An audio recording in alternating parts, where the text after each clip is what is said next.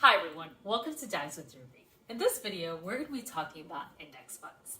Now, there's been a lot of buzz about index funds recently. It's been all over the news, all over social media, and if you wanted to get in on the action or a little bit hesitant because you're like, what the heck is an index fund? This video is for you. In this video, we're going to be going over what an index fund is, what are some of its pros, what are some of its cons, and how to actually purchase index funds if you feel like this is the right investment for you. So let's get started. All right, so what really is an index fund? In order to understand that, we have to understand what an index is. So, back when we opened textbooks, if you go all the way towards the end of the textbook, there was a long list of things of where to find certain topics within the book. That long list was often called an index. That's all an index really is. It's just a really fancy way of saying a list. So when we refer to an index within the market, often called a market index, we're just referring to a specific list of companies within the market. So let's take an example. The S&P 500 is often talked about and heard about a lot in the finance world. The S&P 500 is just a list of the top 500 companies in the United States at a given point in time. So when we talk about S&P 500, that is the index. That is the list itself. Now, there is an index fund, which is based off the S&P 500 index.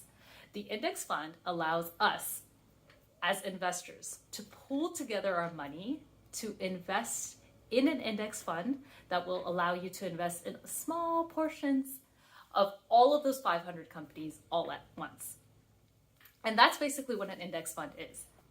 All right, so let's talk about some of the pros of an index fund. Now, I'm sure one thing that you've noticed yourself just from our previous example is that an index fund allows you to invest in so many different things or so many different companies within just one package. And that's what we call diversification. It's not putting all your eggs in one basket, it's investing in different companies and different types of companies. So it actually limits your risk. That is one of the biggest pros about an index fund. A second big pro about index fund is the low management fees. So index funds are what we call passively managed. And even though it may sound like passive aggressive, that's actually a really good thing. A passively managed index fund just means that there's not a real person whose job it is to actually pick and choose which companies to invest in, because an index fund always follows an index. So whatever companies are within the S&P 500 at that time, the index fund that's based off of the S&P 500 is also just going to invest in exactly that. And because there's not a real person whose job this is, there's actually lower fees in order to invest in index funds. Now you may be thinking, no, hold on, I actually want someone to manage my fund. That sounds like a good thing. Well, as data shows, over the long term, index funds that are passively managed actually outperform funds that are actively managed. So not only are you paying less to actually invest with an index fund, what the data shows is over the long term, you're actually more likely to get a higher return compared to an actively managed fund. All right, now let's talk about some of the cons with index fund. The big thing is index funds do not have the same dynamic nature as stocks do. So with a stock, you can buy and sell all day long as the market is open. An index fund is actually priced and traded only once per day. So it doesn't allow for such rapid movement that stocks do, or maybe even ETFs do.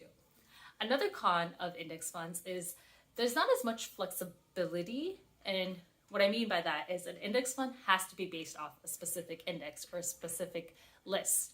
And so if, let's just say with the S&P 500, if there's one company that's doing really, really badly, it's an all or nothing situation. Either you sell whatever investment you had in the index fund, or you have to invest in all 500 companies, including the company that's doing really, really badly.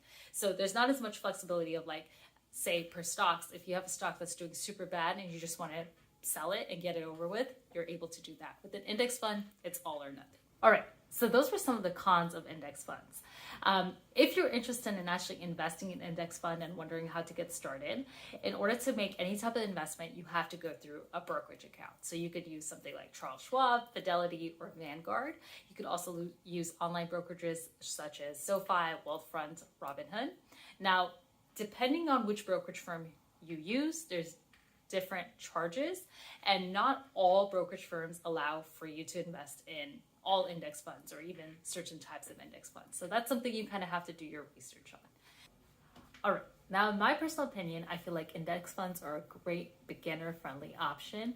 If you're somebody who wants to start investing but are frankly just overwhelmed by the amount of options out there, or you don't know which stocks to pick and you're like, how much research do I have to do? Index funds is great for that because not only does it allow you to invest in multiple different companies all at once, because if it's passively managed, once you actually put your money into the fund, once you invest in an investment fund, you can just kind of let it sit there and hopefully watch your money grow. So you should really decide if it's something that you feel comfortable with your personal finances. But if you're a beginner and are overwhelmed by investing because there's just so much information, definitely check out index funds. All right, that is it for this video. Thank you so much for watching. I will be doing more videos about different types of investment options. ETFs is up next, but if there's another video you would like to see, please leave me a comment down below. And as always, if you found this video helpful, please like, share, and subscribe, and I'll see you next time.